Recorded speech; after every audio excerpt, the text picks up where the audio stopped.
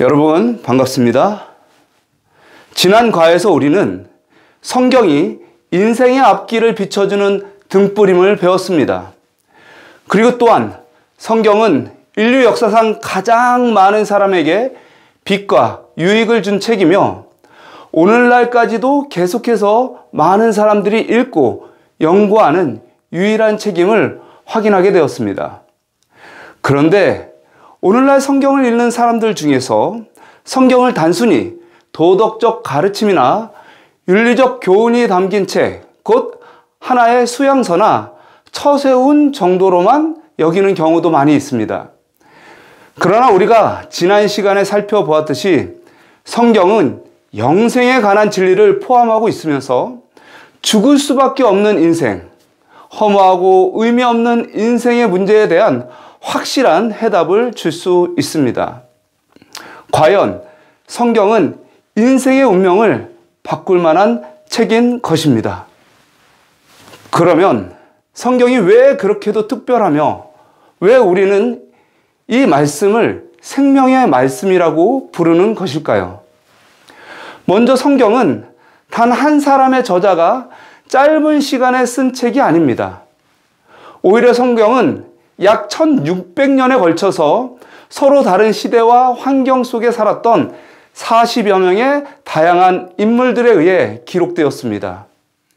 이들 가운데는 왕과 제사장, 학자와 의사, 농부와 어부 등 다양한 계층과 직업의 사람들이 포함되어 있습니다.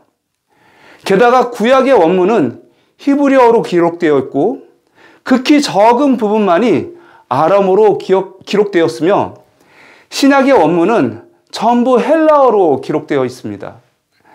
성경은 이렇게 제각기 쓰여졌지만 그럼에도 불구하고 성경은 놀랍게도 하나의 일관된 메시지, 곧 하나님의 구원의 계획을 중심으로 쓰여졌습니다. 이는 단순한 인간의 글이 아니라 성령의 감동을 받은 하나님의 말씀이라는 확실한 증거입니다. 성경은 본래 따로따로 기록된 66권의 책을 한데 모아 엮은 하나님의 말씀의 전집입니다. 이 66권은 크게 두 부분으로 나뉘는데 처음 39권은 구약으로, 나머지 27권은 신약으로 불립니다. 구약과 신약에서 이 약이라는 말은 약속이라는 뜻입니다. 구약은 예수님의 탄생 이전에 이스라엘 민족의 역사를 통해서 나타나신 하나님의 뜻과 계획이 담겨져 있습니다. 그 뜻이 바로 예수께서 인간의 몸으로 오신다는 약속인 것입니다. 신약에서는 예수님의 탄생 이후 그분을 통해 나타나신 하나님의 은혜와 구원의 기록을 가지고 있습니다. 또한 죽으셨다가 부활하셔서 하늘로 올라가신 예수님께서 다시 오신다는 약속도 포함하고 있습니다. 이 두 약속은 서로 분리된 것이 아니라 구원의 계획의 이야기로 연결된 하나의 말씀입니다. 그래서 예수님께서는 요한복음 5장 39절에 이렇게 선포하셨습니다. 너희가 성경에서 영생을 얻는 줄 생각하고 성경을 연구하거니와 이 성경이 곧 내게 대하여 증언하는 것이니라. 이 말씀은 성경 전체가 곧 예수 그리스도를 증거하는 책임을 분명히 말해주고 있습니다. 요약하면 성경은 처음부터 끝까지 예수 그리스도를 중심으로 연결되어 있는 하나님의 거룩한 구원의 계획을 담은 사랑의 메시지라고 하는 것입니다. 그렇다면 이처럼 놀라운 진리를 담고 있는 성경은 과연 누가 쓴 것일까요? 어떻게 쓰게 된 것일까요? 세상의 책들은 사람의 지혜와 사상을 담고 있지만 성경은 그렇지 않습니다. 디모데후서 3장 16절은 모든 성경은 하나님의 감동으로 된 것이라고 선언하고 있습니다. 또한 베드로후서 1장 21절에도 예언은 사람의 뜻으로 낸 것이 아니라 성령의 감동하심을 받은 사람들이 하나님께 받아 말한 것이라고 말씀하고 있습니다. 특별히 요한계시록은 그 서두부터 예수 그리스도의 계시라고 분명히 밝힘으로써 이것이 요한 자신의 말이 아니라 하나님의 계시임을 선포하고 있습니다. 더 나아가 성경 곳곳에는 여호와께서 이르시되 너의 하나님 여호와의 말씀이 주의 신이 내게 임하여 라는 표현이 무려 3,800번 이상 등장합니다. 이는 다른 어떤 경전에서도 찾아볼 수 없는 오직 성경만이 가진 하늘의 권위입니다. 만일 성경이 사람의 생각으로 꾸며낸 책이었다면 수천 년 동안 변함없이 존경을 받으면서 하나님의 말씀으로 전해질 수는 없었을 것입니다. 세상에는 수많은 책들이 존재하며 또 그 중에는 인간의 삶에 도움이 되는 지식이나 도덕을 가르치는 책도 많이 있습니다. 그러나 영혼을 살리고 영원한 생명에 이르게 하는 책은 오직 성경뿐입니다. 그러므로 우리는 이 말씀을 하나님의 감동으로 주어진 거룩한 계시로 믿고 더욱 경외하는 마음으로 받아야 할 것입니다. 그렇다면 이 성경이 하나님의 말씀이라면 하나님께서는 이 성경을 과연 무슨 목적으로 그리고 누구를 위하여 기록했을까요? 사도 바울은 디모데후서 3장 15절에 이렇게 말씀하고 있습니다. 또 어려서부터 성경을 알았나니 성경은 능히 너로 하여금 그리스도 예수 안에 있는 믿음으로 말미암아 구원에 이르는 지혜가 있게 하느니라. 디모데후서 3장 15절. 여러분, 이 말씀은 성경이 우리에게 교훈을 주고 때때로 책망도 하며 삶의 방향을 바르게 잡아주고 의로운 길로 인도한다라고 말씀하고 있습니다. 그런데 그것으로 끝나는 것이 아니라 가장 중요한 것은 이 성경이 영원한 생명으로 가는 길, 곧 하나님의 구원의 계획을 밝히 드러내고 있음을 알려주고 있습니다. 다시 한번 요한복음 5장 39절을 보시면 너희가 성경에서 영생을 얻는 줄로 생각하고 성경을 연구하거니와 성경이 곧 내게 대하여 증언하는 것이니라.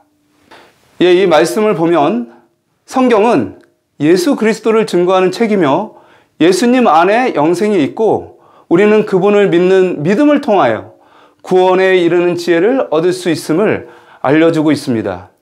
다시 말해 우리는 성경을 통해 예수님을 만나고 그분을 믿는 믿음 안에서 순종함으로 죄를 이기고 의로운 삶을 살아가며 하나님의 백성으로 온전한 인격을 이루게 되며 마침내 영생에 이르도록 하여 주신다는 것입니다.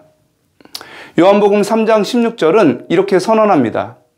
하나님이 세상을 이처럼 사랑하사 독생자를 주셨으니 이는 그를 믿는 자마다 멸망하지 않고 영생을 얻게 하려 하심이라.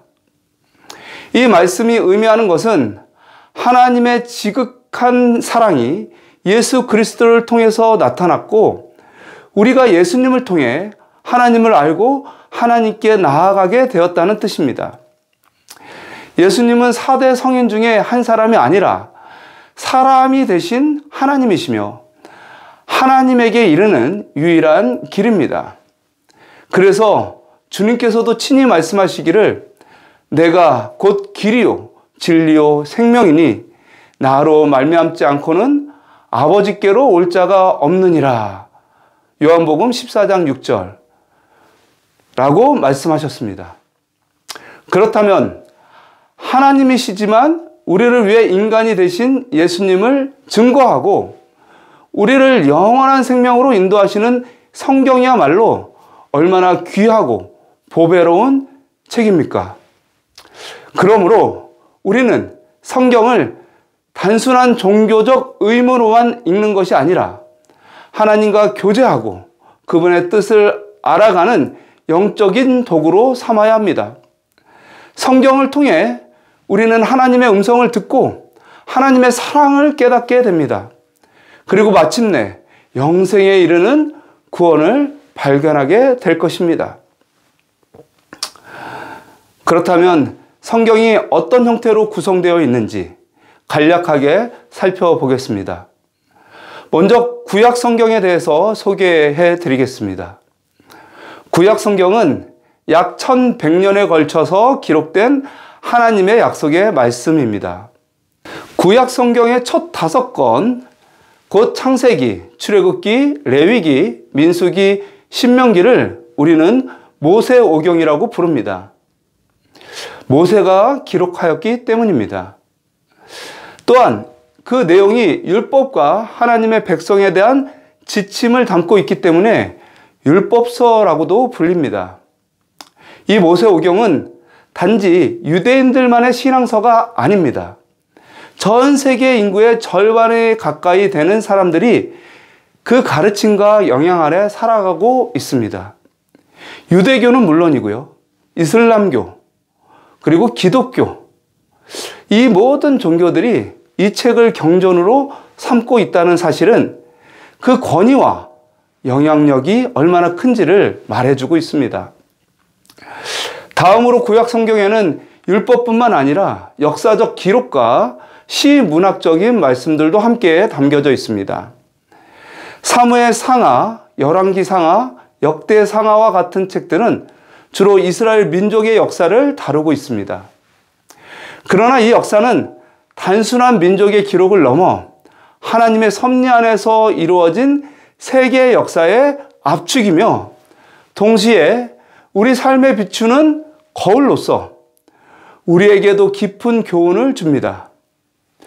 모세 이후로도 하나님께서는 시대마다 선지자들을 세우셔서 하나님의 뜻을 전하게 하셨습니다.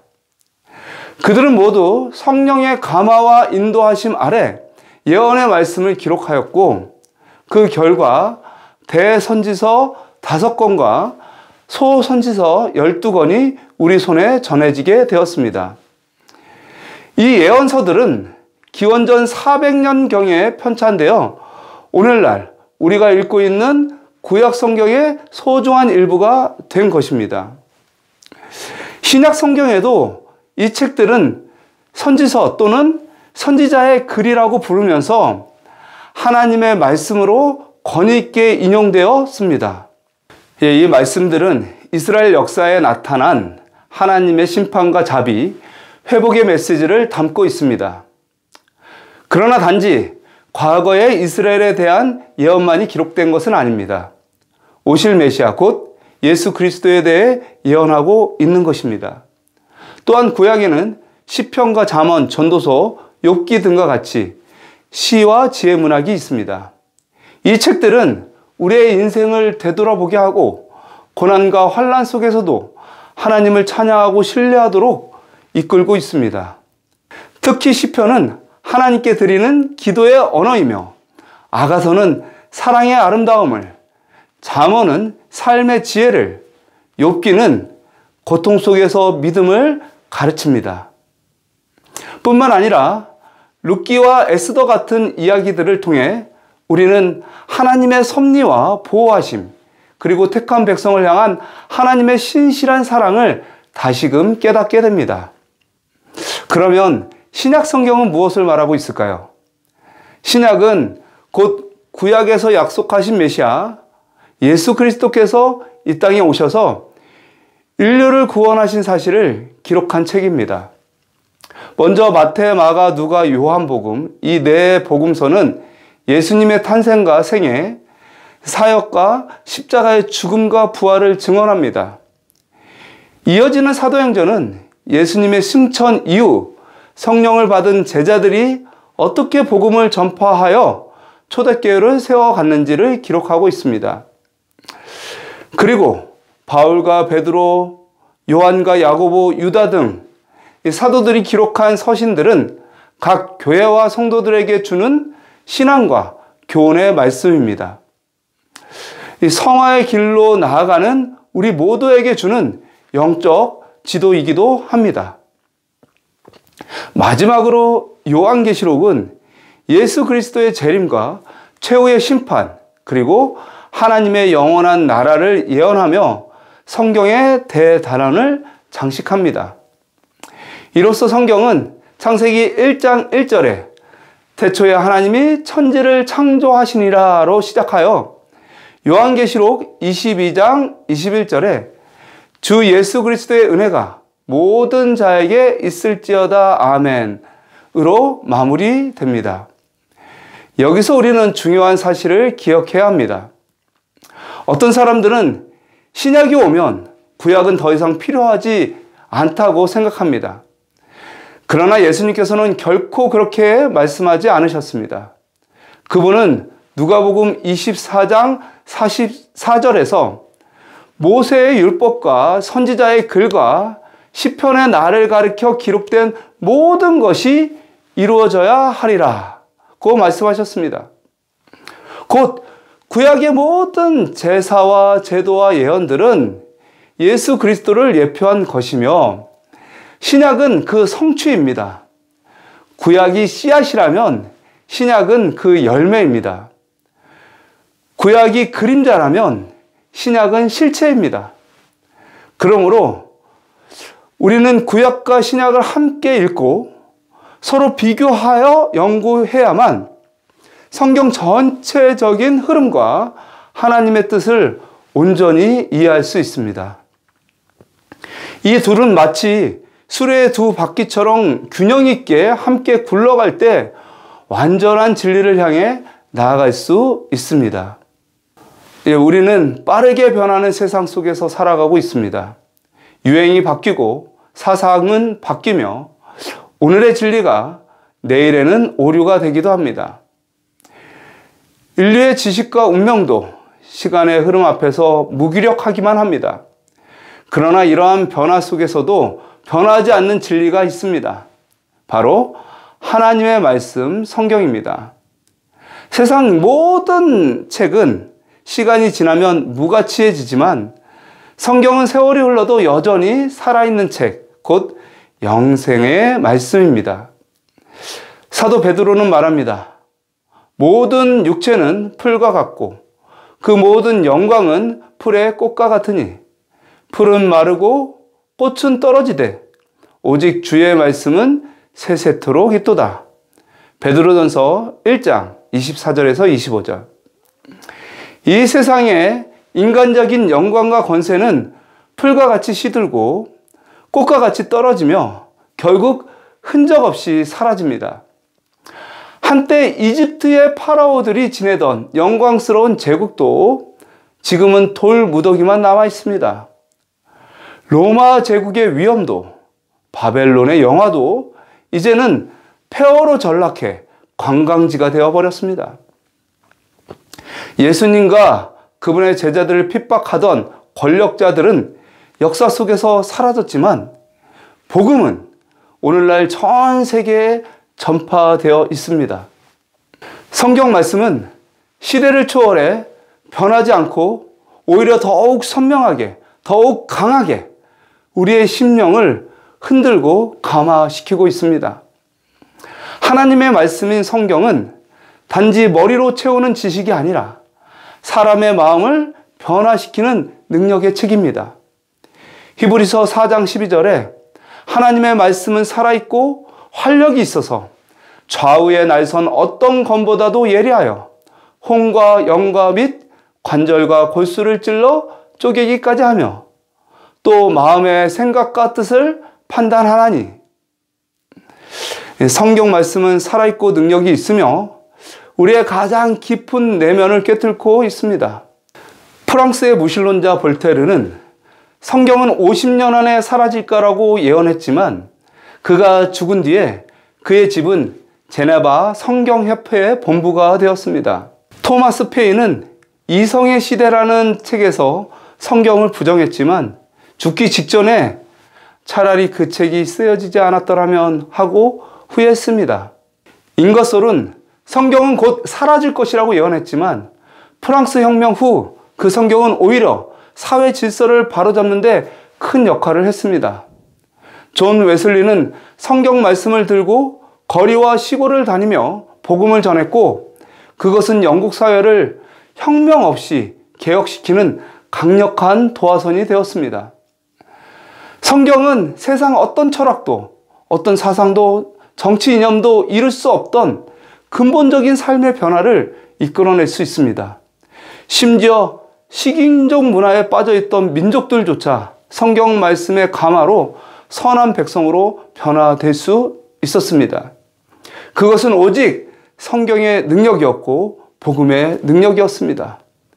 또한 성경 말씀은 우리의 삶을 변화시킬 뿐만 아니라 읽을수록 깊은 맛을 주는 영적인 양식이 됩니다. 주의 말씀의 맛이 어찌 그리 단지요, 내 입에 꿀보다 더 단아이다. 시편 119편 103절.